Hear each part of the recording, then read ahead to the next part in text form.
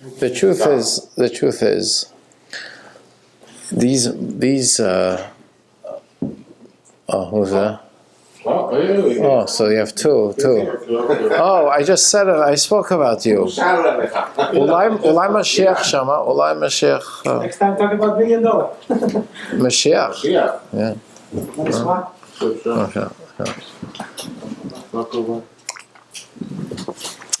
The truth is, in order to really understand these Maimarim, you could do two options. You could go fast, but then you don't grasp it, or you could go a little more.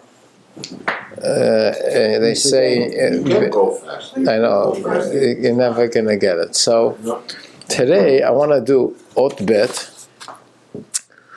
but only Ot Bet. In other words, we're not gonna do the Vehine. You'll see the night. We're gonna do Ot Bet to understand it. Okay, so it's interesting. The idea of time. When did time start? There's place, there's space, makom, and then there's zman. When did the concept of time? What does time mean in Torah? Past, present, and future. In Hebrew, avar, hoveh, v'asid. When did that concept start? Why? Because Hashem is above time. Right. So by Hashem, it's hoya, hoveh, v'yeh ke'echad. It's past, present, future at the same moment. So where does time start? Like where does time say, like we say in prayer, Hashem Melech, Hashem Malach, Hashem Melech. What's the difference? Melech is present, Malach is past, and Yimlech is future. But if Hashem is above time, so how could you say by Hashem present, past, and future? For us, it has to be. Right. So where does it come? Where is it that by Hashem time starts, and therefore you could say Melech, Malach, Yimloch? Because if you speak about Hashem, you shouldn't be able to say Melech, Malach, Yimlech. It should just be Hashem Hu HaMelech, Hashem Hu Elokim, whatever. There's no. If you speak about Hashem, us, we're in time, but I'm speaking about Hashem. To understand it, we have to have. Oh, so he's going to say here a very interesting thing, and this is what I want to speak about.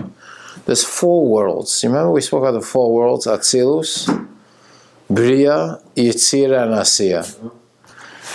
Atzilus is the highest. Beriah, Yetzirah, Asiyah is. But this is what we're going to speak about today: is the difference between Atzilut and the other 3. Okay. In other words, even though there's 4 worlds, there's a major difference between Atzilut and the other 3.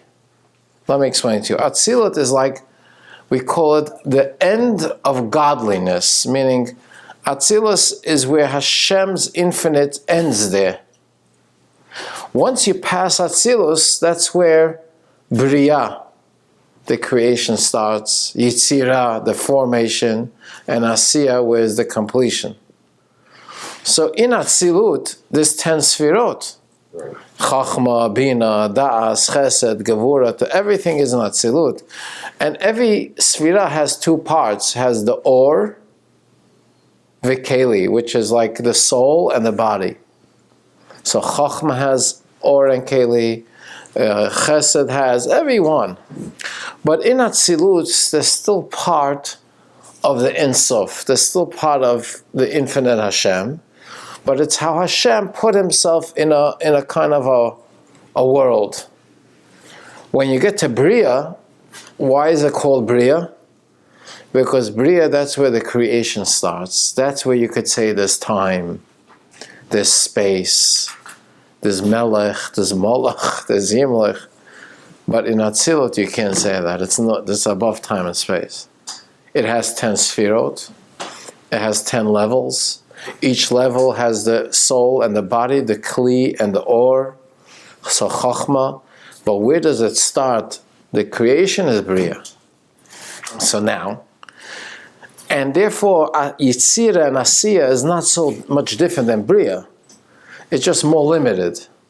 So in Beriah, it starts, we call it the potential of the creation. We call it the Yesh Me'ayin. And then in Yetzirah is where it forms out to different shapes and different, concepts. Like the thinking? Beriah is almost like the chomer without the tzura. Okay. It's like the plastic without the design. Okay. The wood without the shape. The concept that there could be a tomato but doesn't have a shape of a tomato. It's just the Yetzirah. There's a shape already. There's a form. So Beriah where it starts, but how do I get from Atzilus to Beriah? Because Atzilus is like the end of the infinite, and Beriah starts the beginning of creation. So in order for me to get from Atzilus, which is the end of infinite, to the beginning of creation, how do I make that jump? Because it's not just a jump of, let's say, I'm going from one place to another. It's a jump of infinite to finite. It's a jump from above time to time. A jump from above space to space. How do I make that jump? This is called memutza. Memutza means there's an in-between, which is Sfirat HaMalchut. Why Sfirat HaMalchut? Because Malchus is the lowest of the 10. So when you go through the 10 Sefirot, which is the lowest? Malchus. You don't start up in 10, you start up at 1. No, Malchus is the lowest of the 10. Right. So since it's the lowest of the 10, it has in it two parts. It's the end of the infinite and has the beginning of the creation. So that's why Malchut is called like a kli, like a Kabbalah, that it gets all the 9 Sefirot in Malchut, because Malchut is the 10th, but it's the Keter of Beriah. It's the crown of Beriah. Why? Because from Malchus, that's where we're going to start, make that jump. So Malchus has the two parts to it. It ends the infinity and it begins the creation. So when Malchus is still in Atzilut, you can't say Hashem Melech, you can't say Hashem Malach, you can't say Hashem Yilach, because there's no time. So there's nothing there. So you can't say past, present, and future. But when Malchus becomes the crown of Beriah, that's when you could say Melech, Malach, Yimlech. So now, where do we see that? Every morning in davening, after Baruch Hashem La'olam, we say Vayivorech David as Hashem La'ini Kol Kol. You know which part that is? It's like a few pages before Yishtabach. Mm-hmm. It's one part, and we say there these words: L'cha, Hashem, Hagdula, Hagvura, Teferes, Hanetzach, Va'ahod. This page here. Mm-hmm. The single one. I'm starting here. L'cha, Hashem, Hagdula, Va'agvura. Yeah, L'cha, Hashem, 29 on the bottom. The bottom, Bet. Ot Bet. The matter.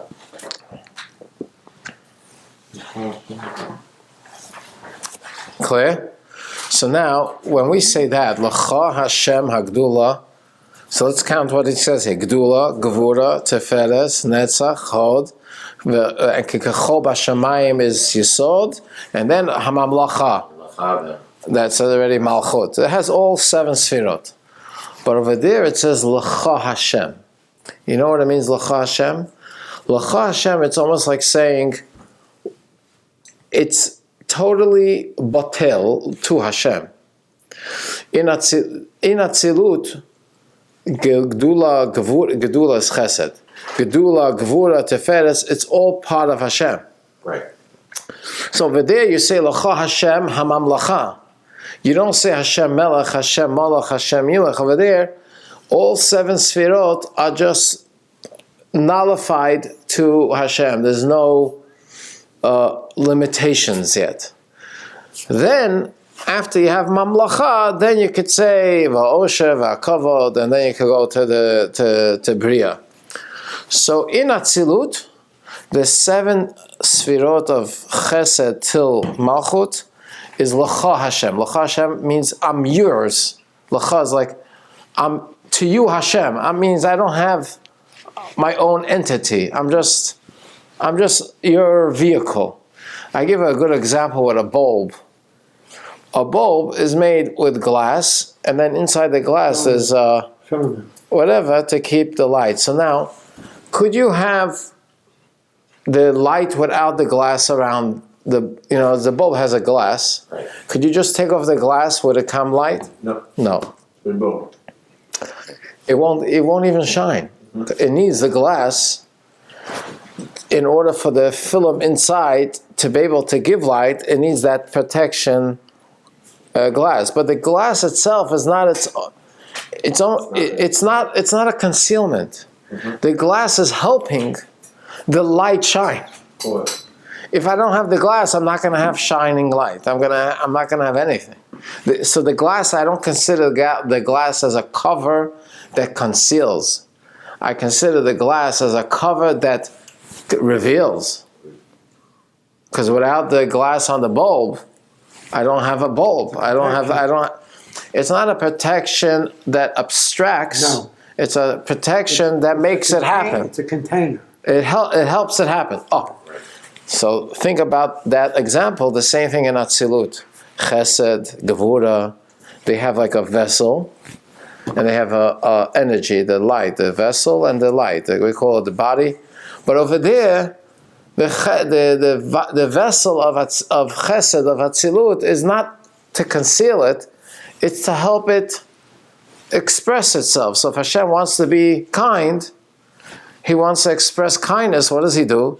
He puts Himself in Chesed of Atzilut, and now shines from Hashem kindness. So in Atzilut, the vessel of Atzilut and the light of Atzilut is not like a concealment. It's more like to help it express itself.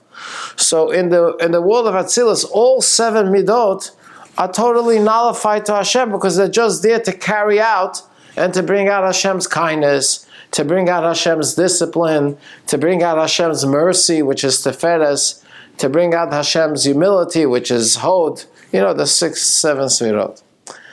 Once you go to Beriah, now there's already, there's a limit there. Over there, it's almost like they call it a lavush. Over there, Chesed is like a garment. It's already blocking. So the Chesed of Beriah is already limited. It's a creation. It has one set of rules. It can't change. In Atzilus, you could still merge Chesed and Gevura because they're not so limited. So I could mix a little Chesed and Gevura in Beriah. It's hard to mix because it's already two opposites. Like in Beriah, you could say Yotze Or, over Choshech. He could already have darkness and light. In Atzilus, it's just light. You don't have the two differences because it's just an expression of Hashem. It's not how Hashem already puts Himself in a garment, which is Beriah, which the garment totally conceals. When you put on a suit, it covers your body. In Atzilus, nothing conceals Hashem. It expresses Hashem. But Hashem puts Himself in the Chesed, so it could be limited enough that we could connect to that kind of Chesed. But that's in Atzilus. In Beriah, the Chesed is already a garment which conceals the infinite of Hashem, so it's already a limited Chesed. Mm-hmm. And there's only Chesed. You can't merge the Chesed with the Gevura. That's what happened with the Neshama. What happened? Let me hear. Before it comes to the body, it's over there. So when the neshama is in Atzilut, there's no limit. Right. But once Hashem puts the neshama into Beriah, it goes into the Yetzirah and Yetzirah, now it's already limited. It has the soup. Yeah. And that's what's interesting. Remember we started this whole thing with the daughters of Yerushalayim, Mm-hmm. Mm-hmm. and then there's the daughters that said Shchora Aniyam, black, ונאוה. Those are already the daughters of Yerushalayim is how the neshama is still in Atzilut. Right. So they're beautiful. It's shining. The daughters that are black are already the neshamas that are already in Beriah, Yetzirah, Asiyah. They're limited. So they say, okay, we're black, but we're still nicer than you. Because we could do mitzvot, we could do... You see? So now let's read it inside. This pasuk of Gdula Gvura is Midus Atzilus. That's the 7 emotional attributes in Atzilus, which betelim ba'atzma saying safe. In Atzilus, the 7 midos are totally nullified to the Hashem. The lav be'im kolin is called because Hashem doesn't have any limitations. U'kamoi came Malchus to Atzilus, right? Malchus is the lowest level of Atzilus. But when it's in Atzilus, he betela means botel, like it's nullified. Not botel, it means it's totally part of Hashem. U'miyechedes, and it's one be'in soy baruch hu. Kamoi shekasu, like we say, right? And vayivarach David l'cha Hashem hamalacha. Why the Atzilus ihu v'gamoi chad? By Atzilus, ihu means the light. Garmohi, the vessel, is one. Because in Atzilus, the bulb, it's like a bulb, it's all one. When you go to the world of Beriah, now it's yesh me'ayin. Now it starts a yesh. The ayin is Malchus of Atzilus, and yesh is Beriah. Sha'nivra hu yesh. In Beriah, there's already, you see someone, and it's a davar, it's already something. V'nifrad, it's separated. V'afilu ha'kelim de'esesir zebiyah. Even the vessels are all creations. V'lavi yugamar echad. So Atzilus, right? Atzilus has the 10 Sefirot, but it's all part nullified to Hashem. In Beriah, it's already a yesh. So how do we get from Atzilus to Beriah? How do we jump from here to here? V'lachein kedei liyos hamshacha me'es Sefirot Atzilus. In order to get from the 10 Sefirot of Atzilus, which is godly, be'es Sefirot Beriah, to come into the 10 Sefirot of Beriah, which is already a creation and a limitation. We need a memutza is like an intermediary, like a in between. What is it? Like the right word. A memutza mechaber. Like it has to have both. Memutza is like okay. Shebchinas malchus Atzilus. Intermediary. Yeah, but it's like that has both. That has both in it. Yeah. And malchus Atzilus nasik atik lebria. Malchus of Atzilus, that becomes the middleman. Like we said, like a monkey, we said last time, is between a human and an animal. Mm-hmm. It's like it has similar to humans, the eyes, the fingers, very similar. The only thing is it has a tail. But everything else, you could think it's a person. The face, the forehead. But Hashem made everything in the world that there's always a memutza that's like in between. It has similarity to human, but it's similar to a man. So the same thing, in order to make from Atzilus to Beriah, I need something that has both in it, which is Malchus of Atzilus, because Malchus is the lowest. What is Malchus? Malchus Atzilus nasis atik lebria. Atik means it's like becomes the crown of Beriah. Crown is like it's above it. Or Pirish Beitz Chaim shemislabeshes bekesed Beriah. Malchus of Atzilus clothed himself in the crown of Beriah. The Hainu Baruch Amte Beriah. Therefore, Malchus of Atzilus zeh b'chinas memutza. It's the intermediary between Atzilus and Beriah. And like we said in the Chesed Atzilus, clear? But when they entered now, what's interesting also, it says by Moshe Rabbeinu, very strange. It says Tefillah LaMoshe, chapter 90 in Tehillim. We say it Shabbos also, Ish HaElokim. So the Gemara asks, is he a Ish or is he Elokim? Ish means a human, and Elokim means godly. So Tefillah LaMoshe, Ish HaElokim. So is he a Ish or is he a Elokim?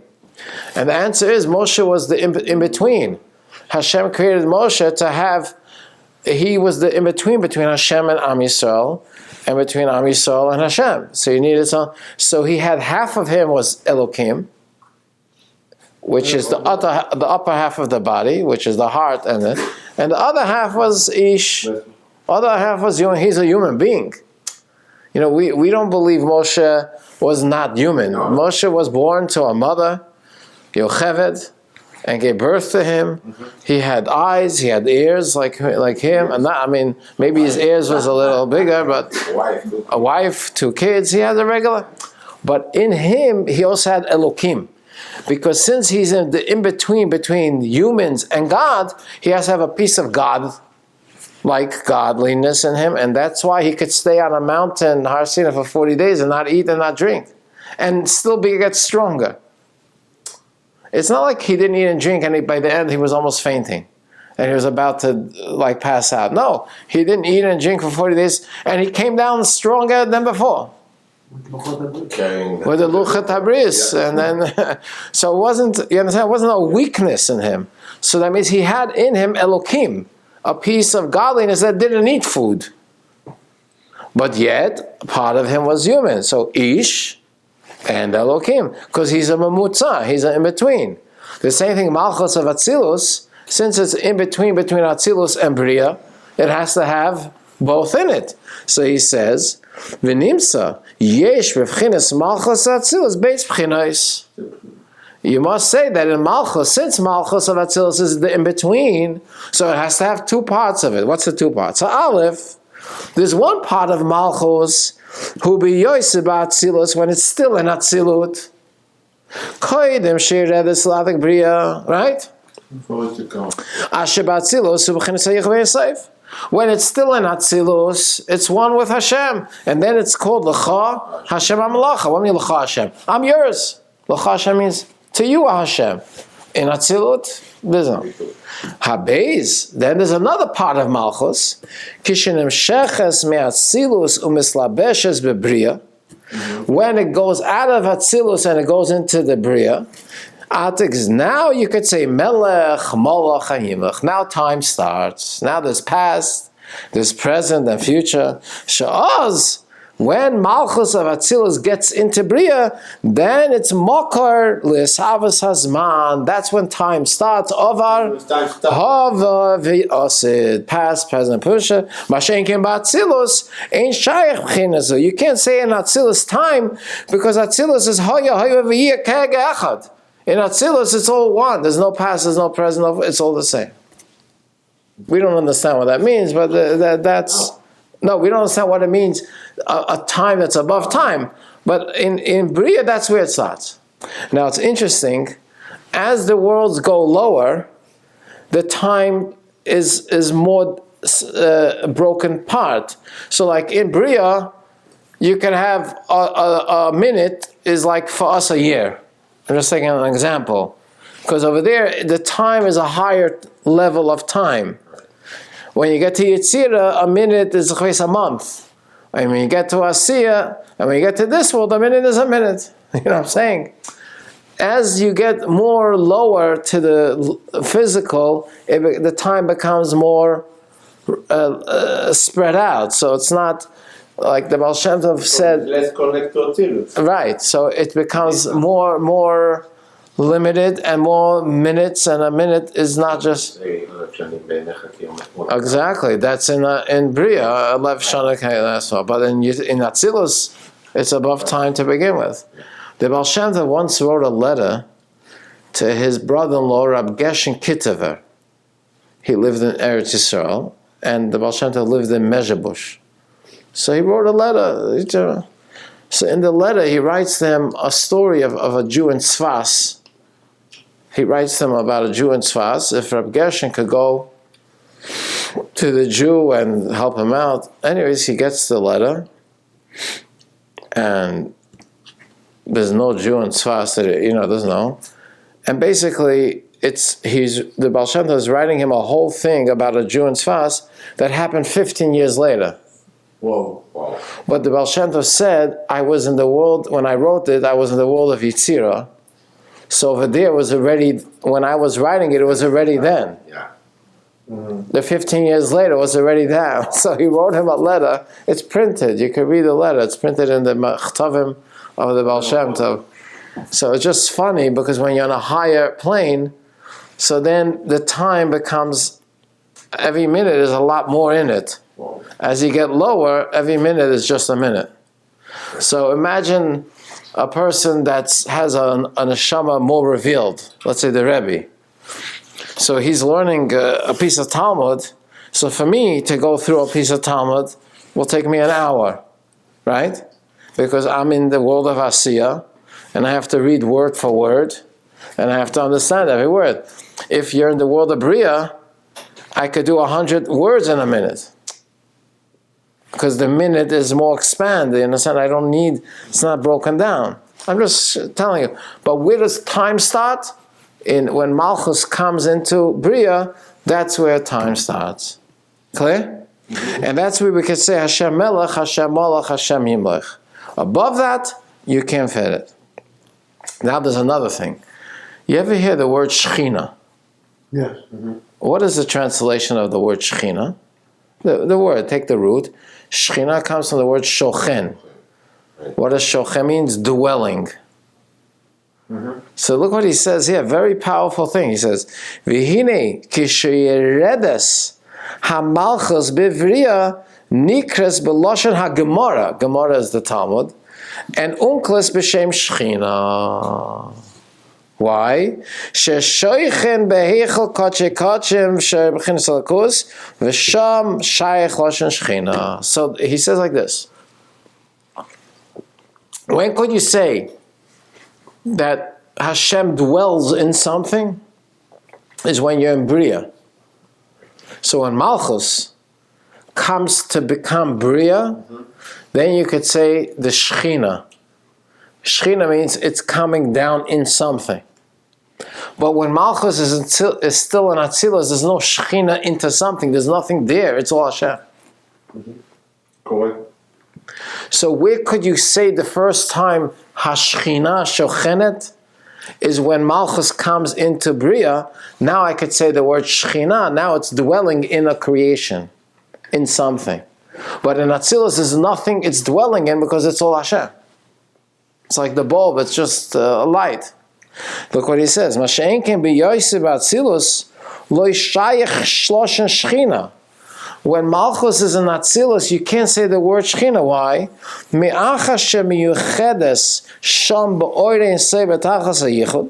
Since it's one with Hashem,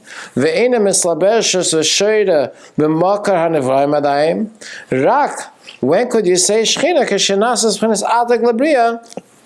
And Beriah is where the creation starts. You know, Shechina means I want to dwell in something that's not me. Where could you say something that's not Hashem is in Beriah? Because in Beriah there's a yesh that's separate and different and separate from Hashem. And you could say Hashem is shochen b'tocho. But in Atzilus, there's nothing else but Hashem. Mm-hmm.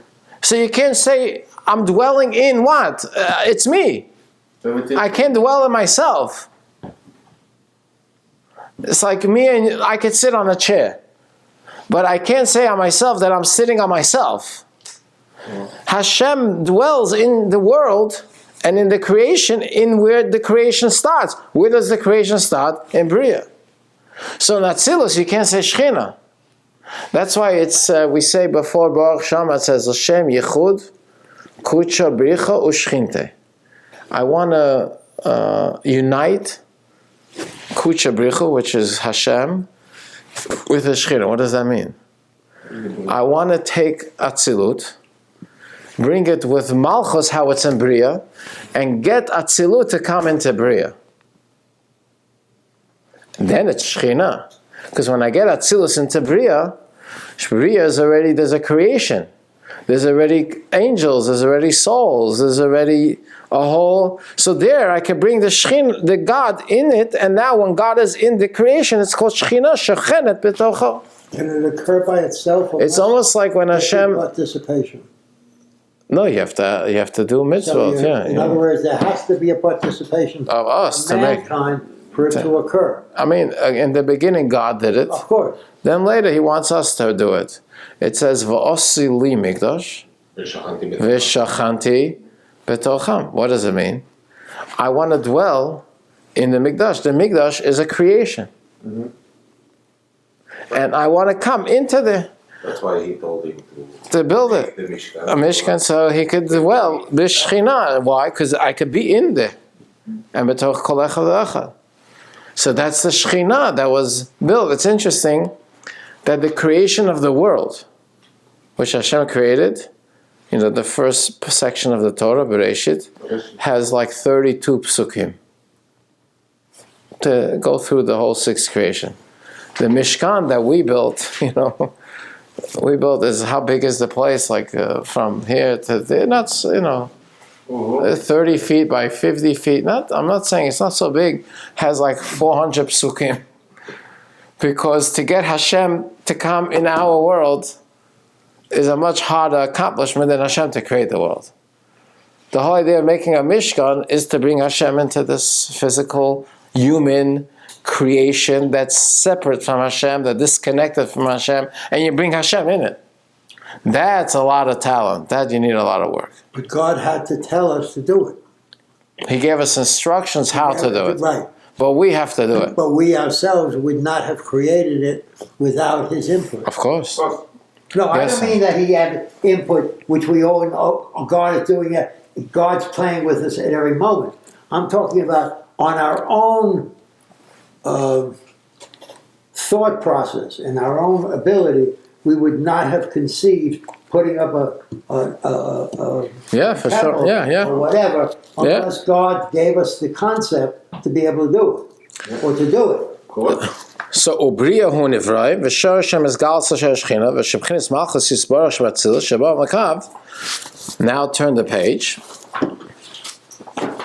We're going to finish this side, and then Vihine will do about the neshama. Now he says a very strange thing. Usually in Kabbalah, it's not like Talmud. In Talmud, you have a statement, and they have 10 questions. And then you have an answer, and then you have another 10 questions. In Kabbalah, there's not so many questions. You don't say, in one place in Kabbalah it says this, in another place in Kabbalah it says this, and there's a contradiction, let's answer it, Here, he's saying that there's a little contradiction, but what we explain now, there's no contradiction. What do you mean a contradiction? He says like this. It's like a parenthesis. It's the top line of the page. You see the top line on the right? It says, Hashem takes the whole Atzilus and brings it into the lower worlds. Right? Like we said, Hashem dwells in this world. Being a pirush shchinta, the diba masel atek diba mat hamagid. V'oleh ramas harambam ki mohen ba'achdus v'arabban levoichu v'kelfiyish heitcha matronisa im yud tzfirin ba'achdus echad v'einem Atzilus. Asher l'chor negam uver kesed shchinta malchus d'Atzilus. There's the one that wrote the Shulchan Aruch. He was called Bes Yosef, which, the Sfardim eat meat, it's called Bet Yosef. The Shulchan Aruch, his name is Rabbi Yosef Karo. He lived in Tzfaz, but he was a Sfardi, and he wrote the Shulchan Aruch. And then on the Shulchan Aruch, there is let's put it like Hagaot of the Ramah, which was a Meir Isilish, and that's the Ashkenazi. Okay. So now the Beis Yosef lived like 500 years ago, with 550 years ago in Israel, with Arizal, with everyone. And he had every day a Magid that used to live with him Torah. Who's this Magid? An angel. That's what he says, HaMagid. The Magid told him. And the Magid used to teach him everything, the whole Torah, taught him Kabbalah.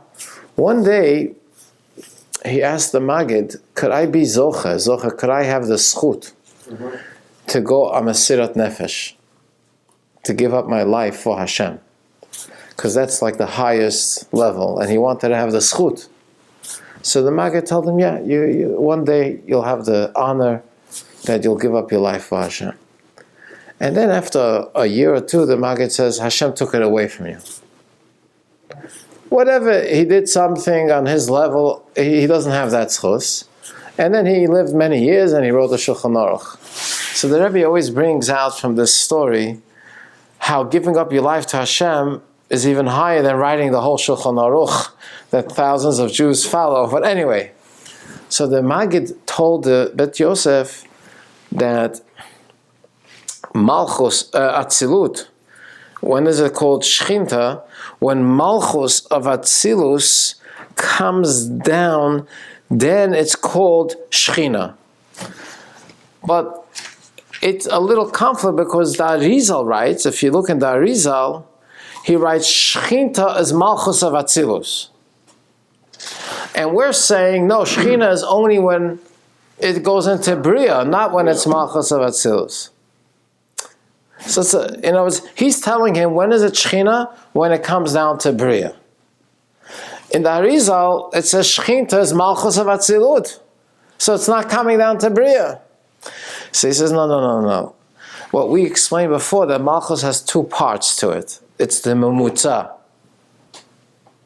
There's Malchus, how it's in Atzilut, and there it's all part of Atzilut. And then there's Malchus, how it's the crown of Beriah, that's already coming down.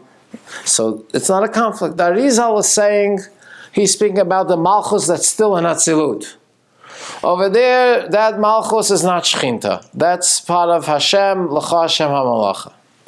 Then there's the second part of Malchus that's already coming down to Beriah.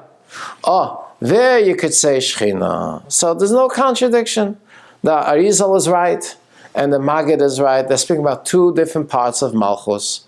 The Malchus is the higher part of Malchus that's still in Atzilut. That's the lower part of Malchus that's already going into Beriah. That's Shechinta. So there's no contradiction. That's what he says. L'fi is bored. Also Shapir in the middle of the page on the right. Kamoish is well. Shamalchus that Atzilus yesh ba beis b'chines. Malchus of Atzilus has two parts. Ha'alef. There's one part of Malchus that what? Himi yechedes. It's one with Sefirot Atzilus. Right? Mm-hmm. So there, and then Habeis, which is part of Atik Beriah, which is called Shechina. And that second part, that's called Shechina, the part that's coming into Beriah, and therefore there's no contradiction. So the Arizal that says Malchus of Atzilus is Shechinta, he means the Malchus of Atzilus that's coming into Beriah. It's the same. There's no conflict. Miu al pasuk shir shirim b'chines Shinta ilah b'mnei shem Ashkenaz gibel shenes k'meken yeshlema da b'chines Malchus of Atzilus. It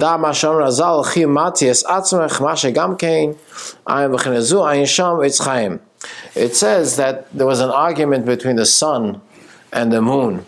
You remember the argument between the sun and the moon? Yeah. On the fourth day of creation. The sun said, how could two kings wear the same crown? Because originally, both were Ma'orot HaGdolim. The sun and the moon were the same size. Same light. They all produced their own light. They all had their own light. They didn't have to come onto each other. So Hashem says to the Levana says to Hashem, Eich shnei melachim mishtamshim bekeseh echad. How could he have two kings? So God said, L'chi u'ma'atiyas atzmich. Tells the moon, you make yourself small. You're complaining? Make yourself small. So what happened? He lost his light. And now it has to receive it from the sun. That's the only way we have. That's how we have the moon getting full, and it's all because of the reflection. Yeah, the Mashiach comes, and it'll be or achadashka or shivatim. It'll be the same thing. So he says that's exactly the same point. When Malchus, the moon, by the way, is Malchus. The sun is the 6 Sefirot: Chesed, Gevura, Teferes, Netzachot. That's the sun. Malchus is the moon. So when the moon was still full, before it complained, that's how Malchus is still in Atzilut. That's the higher part of Malchus. Then when the moon started to complain, and Hashem said, then it became the second part that goes down to Atik. Now it doesn't have any more its original light, and so it's no contradiction. Yeah. When it was a full moon, then it was part of Malchus of Atzilus, and therefore it's part of Hashem. It's But then when it complained, then Hashem said, okay, now you're not going to go into Beriah. Over there, you're not going to have your own light. You're going to get it from the sun, which is the Atzilut. And your job is to bring Shechinta, bring it into Atzilut.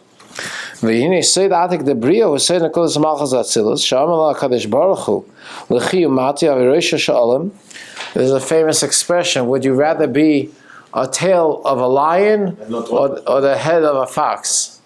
A tail of a lion is Malchus of Atzilus when it's still in Atzilus.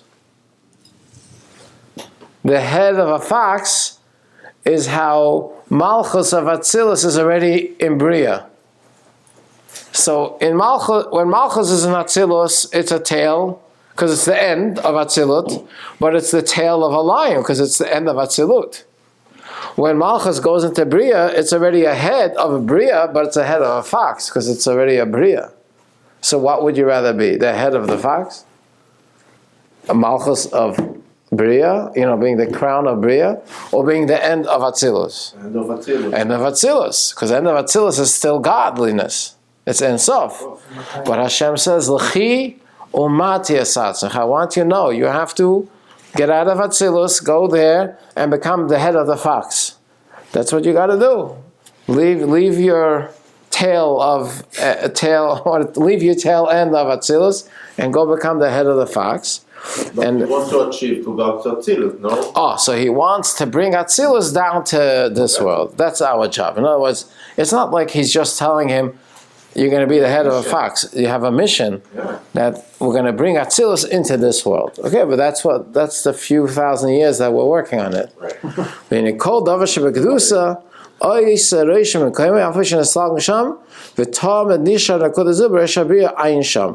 So this is basically, this whole section of the Maamar was telling us about the difference of Malchus and the difference in Atzilus and Beriah, and the difference when it's called Shechinta, when it's not Shechinta, when it's time, when it's above time, and the difference between Atzilus and Beriah, and you need to have Malchus, which is in between. So this is in the worlds. And then the next, which we're not going to do tonight, is about the same exact thing as with your neshama. Meaning, we just explained that your neshama also comes from Atzilut, but then when it has to come down to this world, there's the Memutza, there's the part of the neshama that's still connected to Atzilus. There's a part of the neshama that's part of the creation, which is a Beriah, and it has to have a Memutza, which we'll learn. But that's the whole reason he brought this concept of the in-between and how you change from one world to the other, and the purpose of bringing Atzilus into Beriah, and the same thing with your soul is going to be the same, and that's how Yerushalayim is your soul in Atzilus, and then Shachora is the soul in this world. But we're going to make it even nicer, because we're going to bring in the Beriah, we're going to bring Atzilut, so then it'll be nicer than the souls that are in Atzilus. That's basically the idea of this. Now we understand a little what Shlomo HaMelech meant. Shchora ani ונאוה. What did he really mean? He meant this. He didn't mean Shchora, that Shlomo is I'm beautiful. Shchora ani, that the neshama says, listen, I'm so low. I'm a fox. I'd rather be the tail of a lion. I don't want to be the head of a fox.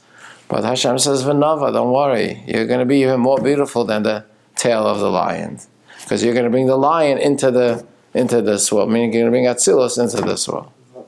You understand the point? Yeah. Now it's interesting that on Yom Kippur, the end of Yom Kippur, we say 7 times, Hashem hu Elokim, Hashem hu Elokim, Hashem, Why do we say it 7 times? 7 times to say it, it's a lot. It's like, doesn't... So again, the idea is, every time you're saying it, you're elevating the world to a higher level, because Elokim is already the Tzimtzum, Havaya is above. So you go higher, higher, higher, higher, all the 7 midot, that you're elevating each one of the 7 midot to go up to Atzilut, to the highest level. That's why it's in the Ilah. And then you have Sukkos and Simchas Torah to bring Atzilus back down into this world. So Rosh Hashanah to Yom Kippur is going up. Tshuva, we get closer to Hashem, We fasting on Yom Kippur. We forget about the world. We're going up, up, up, up till we get to Ne'ilah. We go to the highest level. We took all the 7 Sefirot and we got Hashem Ulakim. L'shana Haba b'Yerushalayim, because we're in the Yerushalayim with the Neshamas and Atzilut, which is Yerushalayim. But then comes Sukkot and Simchas Torah, and we take this high level and we bring it all the way down to Yesukah, all the way outside till Shmini Atzeres. That this high level that you reach Yom Kippur, you're bringing it all down to here. That's why it's called Shmini Atzeres. Atzeres means La'atzor, to bring everything that we got into this world. You get it? So that's going up. Yom Kippur is the highest, and then you're bringing everything down to here. So in Yom Kippur, you're Yerushalayim, but not Yerushalayim, because you're L'shana Haba b'Yerushalayim. But then I have to bring it down. So the time of Mashiach will have Atzilut in this world. in this world. And that's one of the things I know you're going to miss. We're going to miss when Mashiach comes. You know what we're going to miss? What? This challenge. We're just going to have God revealed here. That's the whole point. I know, but I'm saying you're going to miss that opportunity that you have to get up in the morning and put on that tefillin, and you know the challenge. The challenge you're going to miss, but you're going to have Atzilut right here. That's a nice story that